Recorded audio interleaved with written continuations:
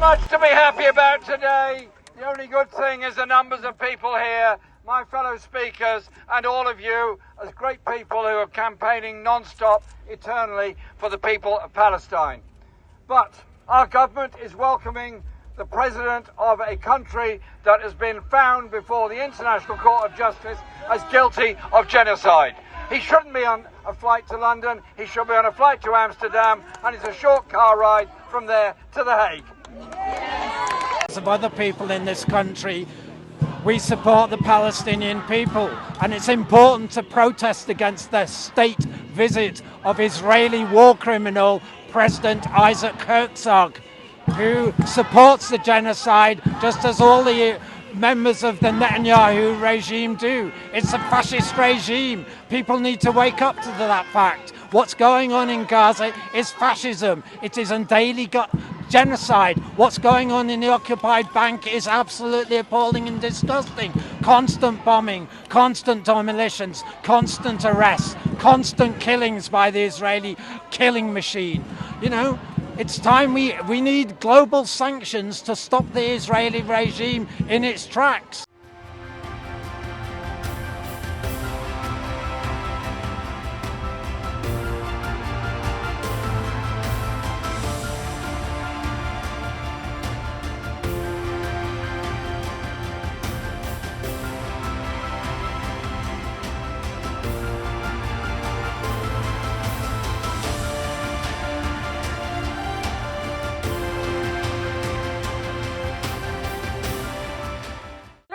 Quoted Herzog's rhetoric as evidence of genocidal intent. He said there are no innocents in Gaza. He declared that the entire Palestinian nation is responsible, and he promised that they were going to fight until they break their backbone.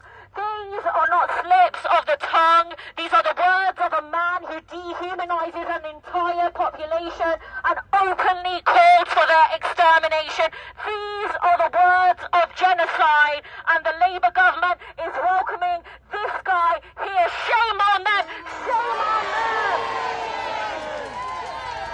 Before this, I was at Parliament lobbying my MP, Green MP Sian Berry, on behalf of the Palestinian people, to stop the UK government selling arms to Israel, and then I came straight here with hundreds of other people because we are ashamed that our government is supplying weapons to murder people, and that there's now a man in this country who has signed bombs, says there are no innocents.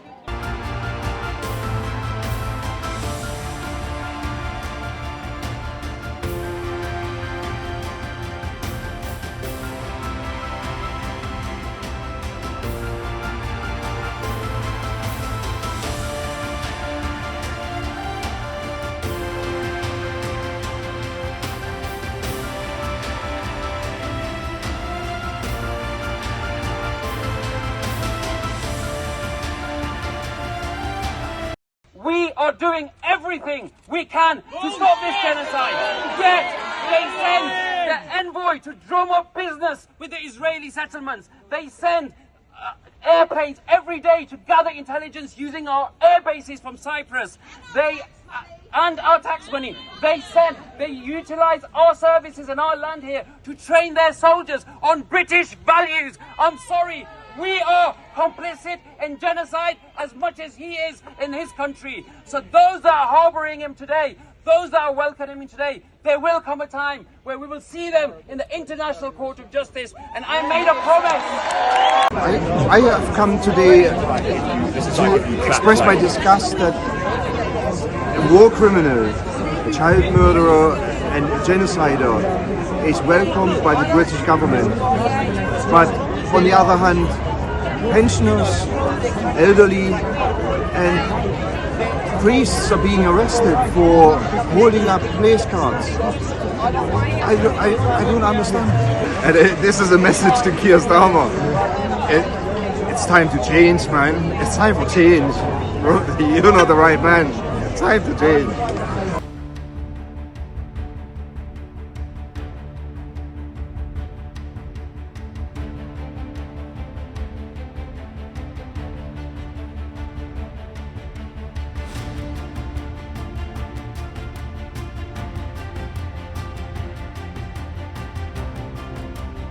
Okay, so we're here in Parliament Square protesting against Herzog, who is being hosted by this government, and he has called for the elimination of Palestinian people. He's a genocide advocate, advocating for genocide against Palestinian people, and we're here protesting the starvation, the genocide, the famine in Gaza, and demanding a ceasefire, demanding an end to that. And we're not going to stop, and we're not going to stop protesting our own government, who is sucking up to people who are advocating a genocide.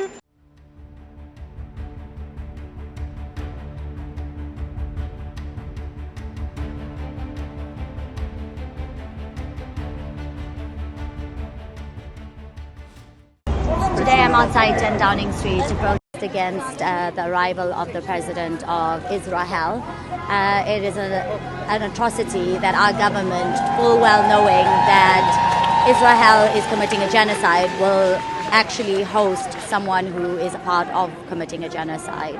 It is very evident that the people here are saying, stop being complicit, stop being a part of what's happening, stop arming.